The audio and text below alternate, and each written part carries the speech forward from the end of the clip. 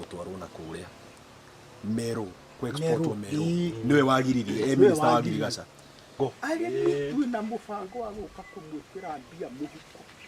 no rĩu handũ ha gwĩkĩrwo mbia mũhuko nĩ kũrutwo rĩu mbembe nĩ nyingĩ rĩu ng'aragu reke tũtete ũmũthĩ cia macadamia rĩu nĩ macadamia agathiĩ akarĩpakĩra kũrĩa Tanzania kũrĩa Tanzania na akendia wega gũkũ maguti maingĩ twahũra rĩu tũgacoka tũkonganio tũgatwara kũrĩa mũciĩ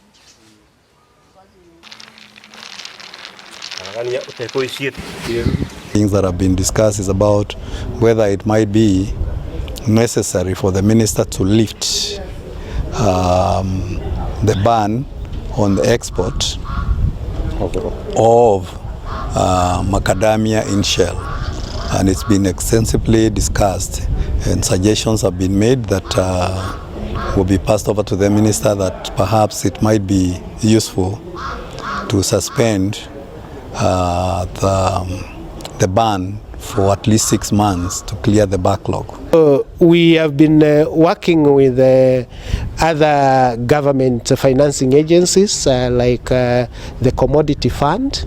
and also the Kenya Development Corporation to come up with a tailor-made product